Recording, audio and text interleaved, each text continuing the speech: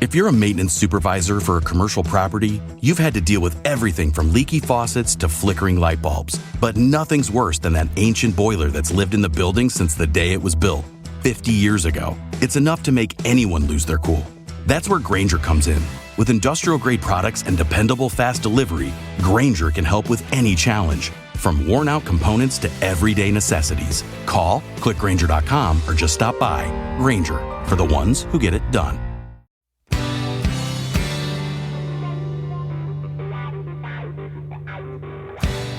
You're in a good place now. You are listening to Perspectives with Ashley Burgess. Welcome back live to Live Your True Life Perspectives, and I'm your host, Ashley Burgess. On today's show, I want to discuss our thoughts, where many of us are, what we're dealing with, a lot of the things that we're having to understand and overcome and try to figure out. Many of us have aging parents. Our parents are aging. Maybe the memories are not as good as they were. We're trying to help our family and our parents and that dynamic to be healthier and happier than they were. And many of us have parents and family that are cooperating, and many of us have parents and family who are not cooperating with us. They are not cooperating with us at all. Many of you are also questioning what's happening in the future. You start looking at these things. You see your friends. For example, I have friends that are older than me, and their parents are obviously older than my parents. And you see all these things happening in front of your very eyes, and you're wondering, when is this going to come to pass for me? And some of us were already dealing with it. We're already in it. There's pieces of it that we're already seeing. There's situations we're already dealing with. There's situations in the future that we're anticipating. And I know some of you know how I feel, and I know how you feel, that we're anticipating some of this, but we're not necessarily happy about getting it, and we're actually in fear. Some of us are also only children, the only child, so it comes down on us. What do we do? And all that other stuff is going on too, like our work, what we're doing in our career, how our career and finances are going, how your family dynamic is going in your actual household. If you have children, how old the children are, what's going on with them, the school situation, your pets, if you have a dog and a cat, or an aging dog or an aging cat, and, trying to keep them alive and healthy and happy, and all this stuff going on, and it's just a lot. And the reason why I wanted to talk about this on today's show is that I think many of us are, we're kind of freaking out. It's like we kind of push this off to the side. It's the stuff that we think about. It's the stuff that we say, man, oh my God, I hope this doesn't happen. Or what happens if that happens? Or what happens if this happens? And we kind of push it off, hoping that it just never comes to pass, hoping that we can keep this at bay as long as possible and never actually deal with it. And maybe it'll just go away. Maybe if we ignore it long enough, it will not come to pass. And I was at breakfast earlier today with a friend of mine, and she's going through it, and her family has been in assisted living and memory care and all that type of stuff for very long, for years and years and years. And we were talking about various other situations and friends and people we know that are also dealing with that, who are a lot younger, and then looking at our own self and our own dynamic and trying to ask those questions and trying to figure out our situation. And it's like, okay, what happens if we too are dealing with that? What do we do? And then looking at the horizon of healthcare at this time. How far along has medication come? How far along have pharmaceuticals come along? Where are we right now with the pharmaceuticals, with memory loss, with keeping Alzheimer's or dementia at bay? Where are we with these types of things? Is there some hope on the horizon, or is there not hope on the horizon? And I know that many of you are questioning a lot of these things. You're questioning, your own sanity, your own reality, what you're doing, what you're planning on doing in your life. Maybe you haven't had children and you're still thinking about it. You're still tossing that around. What if I do this? What if I do that? What if we adopt a child? What if we have in vitro? What if we have somebody carry a child? What if I decide to get pregnant, later on in life? All those things. And there's so many questions. And I think that many of us are at that point where you think, man, there's so many responsibilities. I got so many things in my life, so many things inundating, so many things all at one time, constantly on a constant basis. What do I do? How do I deal with it? How do I process it? What do I do in these situations? And it's very interesting. It's a very interesting dynamic when we think about it, because there's no right or wrong answer. There's no, oh, yes, do this, follow this protocol, do this, learn from these people, read this book, take this medication, research this pharmaceutical company. Don't do that. Don't do this. There is no directions. We're all going through this, hoping and praying that we actually figure it out. We actually hope and pray that we figure it out. We hope and pray that something comes to pass. We hope and pray that we can figure it out. And I wanted to talk about this because I know that so many of you are in the same boat with me. And I'm personally dealing with it. And I'm dealing with it right now. I'm the only child, and I'm trying to help out. I'm trying to be there. And I love my family. I love my parents. But it's like sometimes it's really challenging because, again, we're the kid, right? We're the kid. We were the child. And they don't always listen to the child. Not a lot of people listen to the child. They'll listen to everybody else but the child. And it's like, you're not a child anymore. You're in your 40s, okay? It's like, well, why don't you listen to me? Or you're in your 50s, or you're in your 30s. You're not a child anymore. You see what I'm saying? It's like, come on. I mean, we're in a totally different age bracket. But they still don't seem to listen. Some listen more than others, for sure.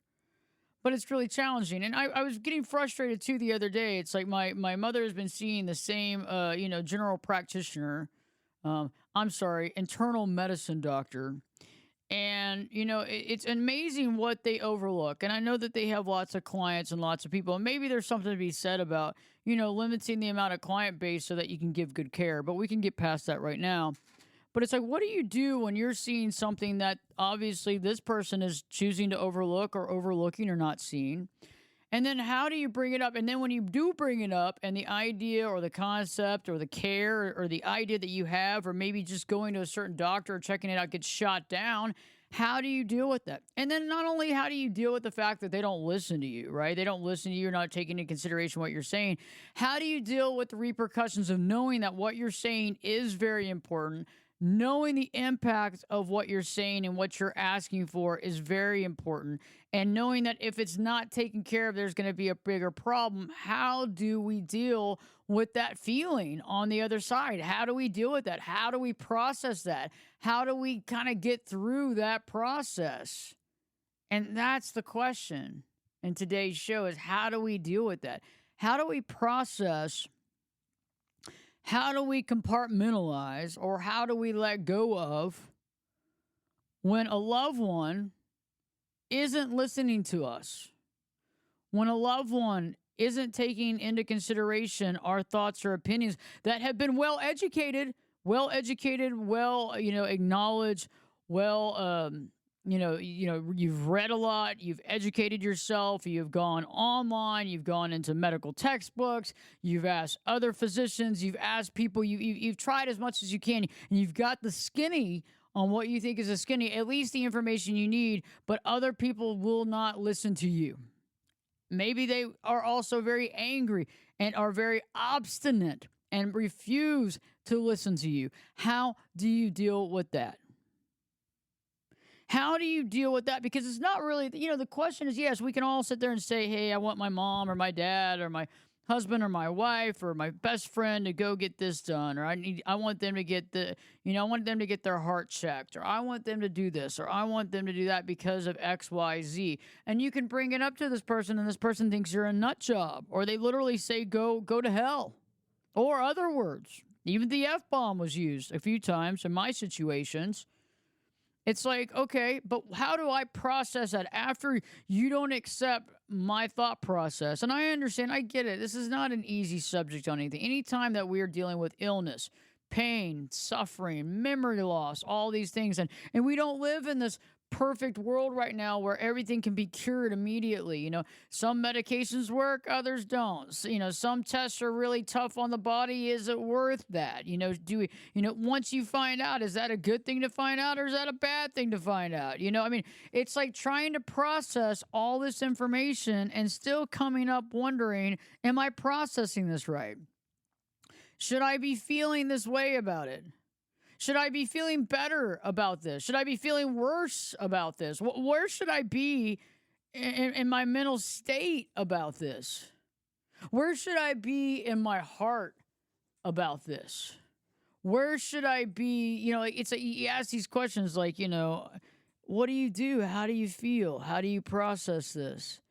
I know there's a lot of questions, but, not every podcast that I'm talking about is going to begin with all these answers. We have to ask the questions, pose the question, look at it, process it. Anybody that has empathy and cares about other people in their life is going through this exact thing. What do I do? How do I get them the help they need? What if they don't want help? What if I'm talking to a brick wall? What if I know that even if they do get help, there could be still this other weird thing going on that, it's not going to lead to any solution, and it's just not going to, it's just like, what do we do? How do we get past this? How do we move forward? Question. And then how do we go back into our life and also take control and responsibility of our life? That's the other thing. It's very interesting. When other people have health issues and problems and concerns, we get all inundated, all into their things. We're concerned about them. What are they doing? Going to the doctor's appointments, checking out. Did you get this test run? Did you get this? Oh, I was online. I researched for 5 hours about this, and this, and that. Have you done this? What about this doctor? What about this procedure? What about this, what about this protocol? And it's like we forget about ourselves as well. And one of the biggest things that I found, though, is we got to walk the walk. We just can't talk the talk. So we might want other people to get some stuff done, to get some, some help, to go see a doctor, to do all this stuff. But we got to be doing it too. We can't be avoiding it. We have to do it too. We have to make the effort to follow through in our own life to get our own stuff done in an effort to be proactive. Very, very, very smart stuff. We have to be very proactive in our life and really make sense of things. And that's one of the biggest things that I've realized is that we have to look at things in importance level. What is more important? What is more important after that? What is less important? What can we put on the back burner for a little bit, but not forever? Because some of these things get put on the back burner, we forget about it, and then guess what? We have another problem that arises. It's interesting how, I know a lot of friends, family, clients who, they have insurance, and it's not until they're about to lose their insurance where they have to go look for another insurance. We're like, oh, I better get all these tests run and check up on myself. And it's because, we've had this security blanket for the last year or 2 years or whatever. And then it's like, oh, I better go get this test run. Well, you could have had that test run, a few months ago. But it's like putting things in perspective, putting things in order. What needs to get done? What can I do? What's the best thing for me to do? And I find myself at that crossroads constantly. I think if you don't find yourself at that crossroads, then you're not actually thinking about it. You're not putting any effort into it, and you're actually avoiding it. You have to be in that kind of like, state, where it's like, I know I need to get this done. Now, what do I need to do? I'm going to push myself to do something. I'm going to push myself forward to get this done. I'm going to push myself forward to finishing this, to doing that. And that is what's so powerful. Is by pushing ourselves, motivating ourselves to do the things we don't want to do. And sometimes that, sometimes that rubs off on people around us. Sometimes in a very, very positive way, that helps other people. That helps other people. It gets to that point where they actually, okay, you know what? I do need to do that. I do need to do that for myself. I do need to make this happen. I need to make that happen. I need to follow up with that. I need to follow up with this. And I think in an effort to do that, we can impress on other people. And so when are we trying to be talking more about that, about how to really organize, what we need to do, how to organize what we need to do for others or get others to do, how to reinforce what they need and actually get them to discover that. And then also how to step back and allow them to make their decisions. So stay tuned. Live Your True Life Perspectives with your host, me, Ashley Burgess, will be back in. We'll be talking about all this, so stay tuned. We'll be back in, you know it. I'll be back this time in 2 shapes.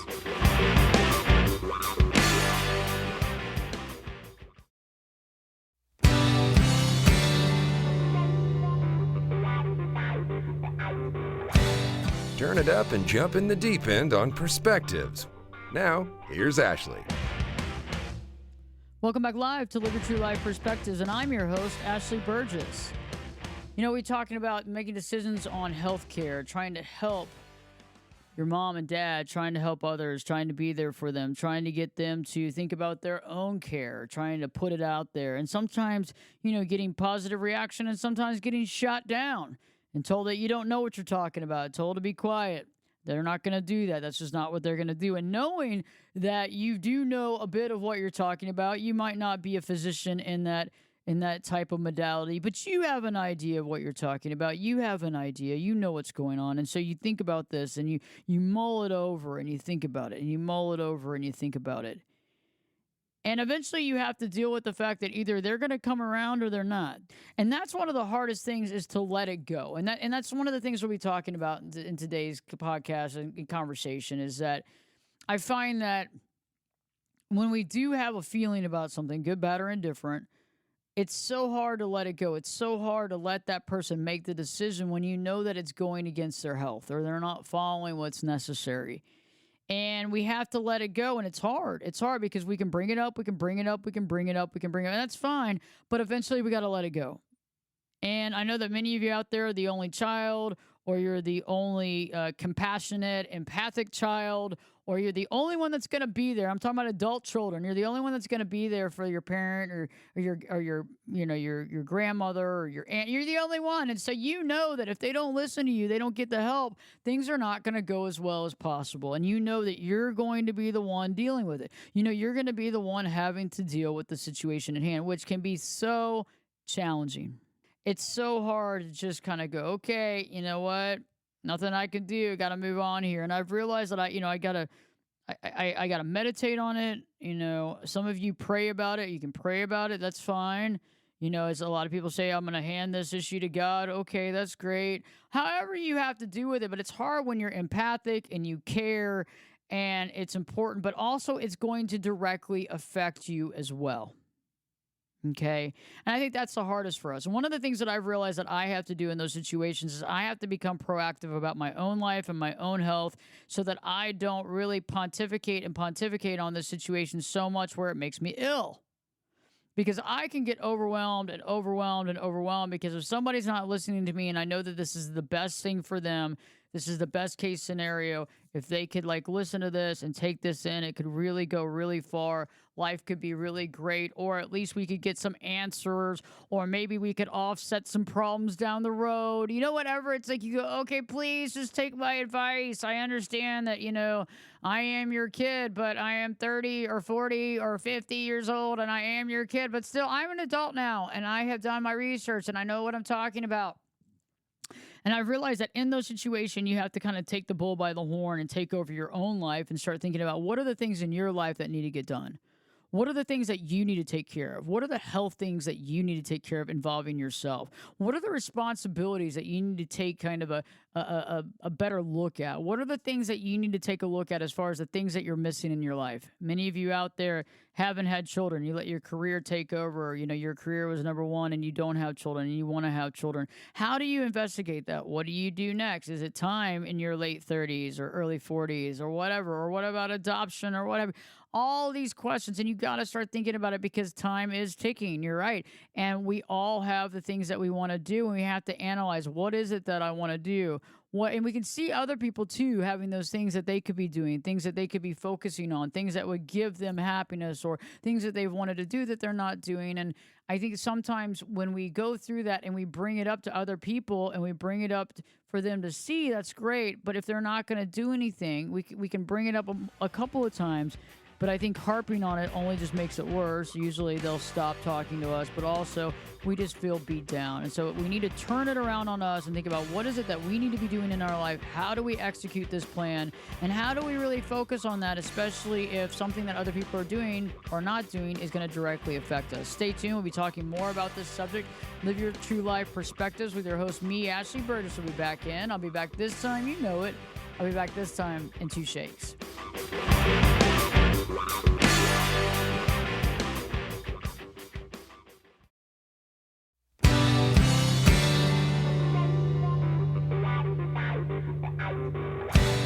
This is Jake Busey, and you're listening to Perspectives with Ashley Burgess. Welcome back live to Live Your True Life Perspectives, and I'm your host, Ashley Burgess. On today's show, I'm talking about trying to help our family members, trying to let them know that we feel like they need to go to a doctor or a specialist for a certain thing.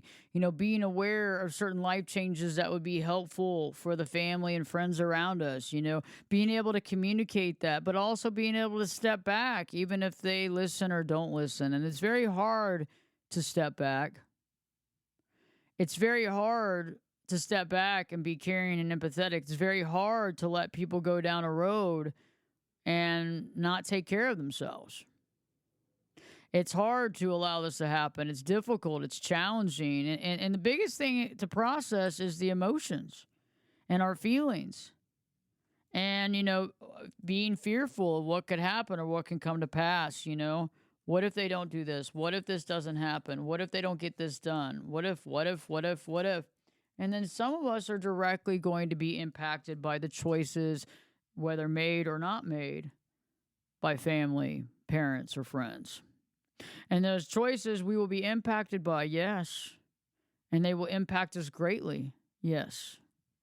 And unfortunately, in the being impacted greatly, we know it. We'll be the one that's there to try to help, to pick up the pieces, to be there for them. But we also know the impact that it'll have on our day-to-day life. And so how do you manage to say that, hey, I think you need to check this out? Hey, if you have a really close friend or family member who has a drinking problem, I really think that you need to kind of figure this out. I really think that you need to kind of get this under wraps or figure it out or think about it, or, maybe go to rehab or go to, an outpatient rehab or do something like that to impact you. If you have a family member that seems to be having memory issues, how do you have that conversation? And if you do have that conversation and they want to get help, great. What if they don't want help? What if they refuse to see that? What if you're worried that they're not going to have their memory intact? What if, if you're, especially if you're going to be the major caregiver, what happens then? What about, people that don't take, they don't take healthcare seriously. They have heart palpitations and all these different things, but they haven't gone to a cardiologist. And you're like, you got to go, and you're worried. And I had a client the other day was talking about their spouse, was thinking like they were having a heart attack, feeling bad. And I said, well, what happened? Have they gone to a cardiologist? No. And they're like, I'm worried for them, but I can't force them to do anything. And we can't force people to go. You can't force someone that's of age to go see a particular doctor. You can't put them in cuffs and put them in the squad car and kick their butt all the way to the doctor's office. It just doesn't work. And then even then they can sit there and talk their way out of things. They can, they can appear certain ways, talk themselves out of things, miss appointments, what have you. And I get it. For many of you out there, you've been through this. I mean, some of you that are listening to this show are current caregivers for family members right now. And many of you saw the things happen. You saw things going. You saw the train moving in slow motion. You knew what was about to happen, but you did not know how to do it. You tried your best. You did what you could. You made the comments. You did the research, and it didn't work. And how do we refocus that? How do we take that burden off of us, even though part of that burden is going to still be with us when it directly affects us later on down the road? And one of the things that I found is that we can't just preach, we got to do. We can't just preach, we have to do. So if there's things that we need to do in our own life, or the things that we need to take care of in our own life, we can't just preach. We've got to make these things happen. We've got to do it. We've got to move forward in our life. We've got to believe that we need to take care of our stuff. And we also need to see where our family members, our friends, become our mirrors. Okay, and what I mean by that is mirrors are very interesting. I'm not talking about a direct reflection of what you look like, because that's just not possible. But usually what I've seen a mirror is that a mirror is just different enough to look different. It's just different enough for you not to catch what's really happening here. For example, I had a client the other day, and they were saying, hey, I'm starting to forget some things here and there. I'm forgetting names and dates and stuff like that. And I said, it's interesting you were bringing up the fact that your dad, you've been trying to get your dad to get help and he won't go and he seems to be getting lost all the time and things like that. And I said, maybe you need to go into a neurologist and get a baseline, just get an idea of what's going on. I mean, sometimes we just need to be aware. We might see it in others, but we need to also turn it around and look at ourselves. There may be a friend of yours that you think is overindulging in alcohol and become to the point where it's not working for them. And that's probably far from where you're at, but at the same time, it's mirroring. Maybe you're drinking a little too much at night. Maybe you're having, a couple of drinks you don't need to be having every night. And really focusing on that and seeing how other people can mirror us. And not just seeing it, but actually doing something about it. Doing something about it. So if you're not feeling well, or you're having anxiety attacks or whatever, and all these stuff, it's like putting, like really thinking about, what do I need to do to better my health? Because if you're not around and you're sick and you're unable to help other people, you sure can't help family or friends. I mean, you have to be healthy. Yes, wealth is very wonderful, but if you have no health and your health is very poor, all the wealth in the world isn't going to do anything for you. I mean, you might be able to buy procedures and stuff, but you don't feel good. You're unable to do things in your life. You're unable to exercise, move around, do what you need to do. This is very important. And so if you're seeing health issues with other people, this is a very big focal point, because it's probably happening to some degree with you. Might not be in the same genre, but we need to focus. And so sometimes after you've tried your best with the family members and friends, you've educated yourself, you try to have the conversations in the positive way. Now remember, there's a lot of these conversations when it comes to like memory loss and health and getting around and driving or not driving, all these things. Like, we have to be aware that this is going to be a challenge. We have to be aware that for other people, it's hard for them to hear. It would be hard for you to probably hear, and maybe not so much. But I think the older we get, maybe the prouder we get. And so realizing that some people are going to be very proud and hard to get to. They're going to struggle to take help. They're going to struggle to hear that they have a problem. And so we have to be able to kind of have the conversation with it, with not like, we're not forcing things. We're not making them feel bad. We're trying to say it in a very positive way, in a caring way. And you might get good feedback. You might get no feedback. You might get silence. You might get very negative feedback. And then you have to realize when is the right time to bring it up a couple of times here and there and again until you've brought it up enough that you feel okay with letting it go. We have to bring it up enough in a way that we know that we've said our piece. We've said how we feel. We've offered solutions. We've offered help. We've done our research. We've reached out to folks. We've gotten information we need. We've provided information. We provided, true information to the best of our ability. We've exhausted all of these opportunities so that we feel good about the situation. We feel good about what we've done. We feel good about what we've come to the table with, how we've tried to help, where we are, that sort of thing. And then, all you can do is hope that that person will eventually take that information and do something with it. And if they don't, we have to be okay with it as well. And that's one of the hardest things to do, is to be okay with it as well. How do we get right with that? And that's when I believe that the only way of dealing with that is to say, okay, I can't force anybody. I can't make anyone do anything. All I can do is bring the information, offer this to them, offer to be there for them, offer to support them, through this process, but I can't do anything else. I can't force anybody to do something. I can't force somebody to see my way. On the other end of the table, though, I do need to look at my own side of the street. I need to look at my own backyard. What are the things that I need to be doing? What are some things that I haven't taken care of? What are some things that I have left to do for my life, left to do in my life, left to do for myself? That's very important. What are some things that I can focus on right now? And many of you are saying, well, I haven't gotten a checkup in a long time. Many of you women out there haven't, maybe your OBGYN is no longer. You got to go find someone. You got to find another doctor. It's time. It's time to do what we need to do. But it's also to investigate and do your best of your ability to investigate in what is actually truly right. What is the best focus point? and what can you do? And so when you are feeling like you can't change something, when you're feeling helpless to a situation, maybe your father's not taking advice that he needs to go to a heart specialist. Maybe your father or mother's not taking advice that they need to go, to a memory to understand about memory health, and maybe needing to go to a neurologist to get a baseline to understand where they are, to really kind of start opening that line of communication. Maybe they're not willing to do that. Turn that on you and ask, what are the things that I need to be doing right now that I haven't been willing to do for myself?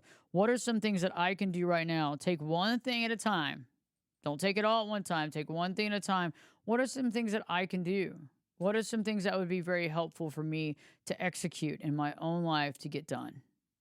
What are those things? And think about it and ask yourself and really put together a list. It's time to put together a list of things that you can do for you and for others that you actually can have some sort of more control. For example, is there something that your dog needs? Is your dog dealing with, arthritis? Is your dog dealing with whatever issues, allergy issues, that sort of thing? What kind of things can they do? What kind of things can you do? What kind of, holistic treatment can you do? If there's medical treatment that you need, your cat, your children that are still underage, do they need something? There are certain things that you actually have more control of yourself.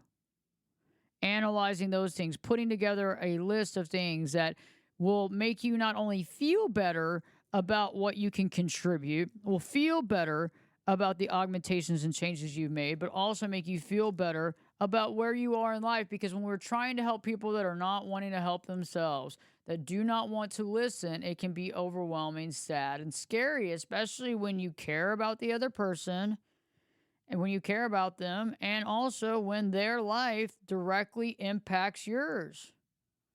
The direct impact and that you care about them are the double whammy, because it's like you really care. You don't want to see something happen to them. You want them to be healthy, happy. You want them to live the longest life that they can in a healthy, happy way. But also you're like, okay, if they don't want to take into my advice, okay, but what happens if this happens? What happens if that happens? Now, how do I deal with that? What's the impact there? What would have been easier? And it's hard to deal with. And I've been watching it with a lot of my friends, with a lot of my clients when it comes to their older family members, even some of their older children, like stepping in with the drug addiction or the alcoholism, or the toxic, dynamic that they're married into or whatever. It's very challenging. And being able to figure out, what can I do? And then turning that around on ourselves and saying, what have I not done for myself? What are some things that I can do for me? And I know that this seems probably like, oh my God, Ashley, like this is there's a lot going on, and it's true. It's our lives. Anybody that's an empath, that cares about other people, that has people in their lives, that wants the best for other people, that wants the best for themselves. All this is going through your mind 24/7. Plus, your work, your responsibility, and everything else you have going on. And the fact that you would like to have some fun in life and do things that you like and all these things. And that's where it's like, okay, this is where we have to realize, hey, many of us are operating from this position. Many of us are trying to organize our life and find direction and really, kind of focus and hone in on what we need to be doing. But there is all this other stuff going on in the background. And sometimes it's not in the background. It's in the foreground. Sometimes it's right in front of our face. Sometimes it's right there. And it can't just be pushed under, swept under the rug. It's got to be looked at. And so think about it. What are some of the things that you can do right now in your life to power up your life? What are the conversations that you need to still have with family and friends? Have you had those conversations? How did those conversations go? Were they heard? Was it on deaf ears? Do you feel confident? Do you feel like you need to bring it up a couple more times to go through it? Do you think that you need to help them to see that truth? Have you, spoken your truth? Have you done the research, the due diligence? Where are you with that, and how do you feel about that?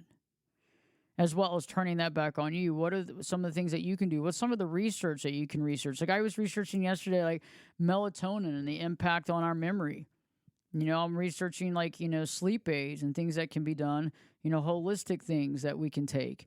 And I try to do that on a daily basis, at least for a few minutes a day, to try to research and find things that can make our lives better. And I'll add those to some of the conversation podcasts here in the future because I think it'll be powerful and helpful for everyone because I do put a lot of time and energy into that. And so doing some of that for you, doing some of that for your family, but basically realizing, hey, when you've exhausted all this other stuff, it's time to turn it around and start looking at what you can do. And when I return, I'll be giving you some ideas and some thought processes and some journaling ideas to really start fleshing that out and figuring out exactly what you can do to empower yourself and also safeguard yourself. And I'll help with that in just a moment. So stay tuned. I'll be talking about that. Live Your True Life Perspectives with your host, me, Ashley Burgess, will be back in. I'll be back this time in 2 shakes.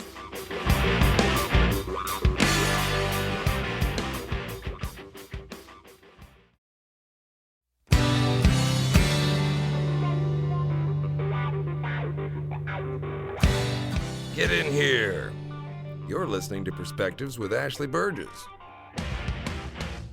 Welcome back live to Live Your True Life Perspectives, and I'm your host, Ashley Burgess. On today's show, I've been talking about the things we can do to put things back into perspective when we're trying to help our aging parents or family members or friends, and we're giving them all the best advice we can and hoping that they'll follow that because we care about them, we love them, but also we're directly impacted by the choices they make or not make. We're directly impacted by the things that they do for their health or don't do for their health. And that can be very challenging, especially when somebody's not taking what you say, doesn't want to hear what you have to say, is too proud to do it, too scared to do it. All that stuff becomes a problem. And then there you are holding the bag, wondering what you do next. And these are very challenging situations, and we have to find empowerment with our lives. And so we can talk it, we can speak it, we can put it out there. But if somebody's not listening and not taking into consideration, we really don't have much to go with.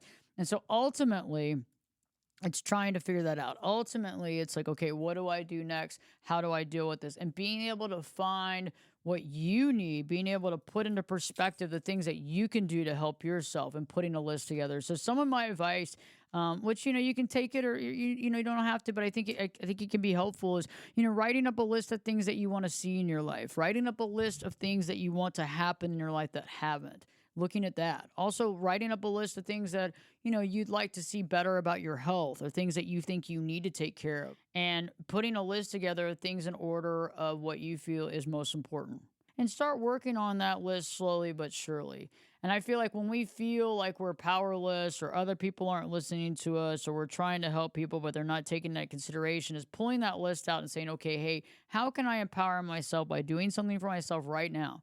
All these things are very helpful to figure out. All these things are very helpful to understand and figure out. And that's where I really want us to be. And it's like, I found that, the more we do this, the more we journal as well, like writing out, how do I want my life to look? What are some of the things I'd like to change about my health, about my life, about my lifestyle, about my choices? Looking at our self-sabotaging, things that we do to self-sabotage ourselves. And a lot of us don't realize how much we self-sabotage. A lot of us don't realize the level of self-sabotage that we have, and that's very powerful in and of itself. And to realize that level of self-sabotage and to see it, some of us self-sabotage more than others. Some of us self-sabotage at a bigger level than others.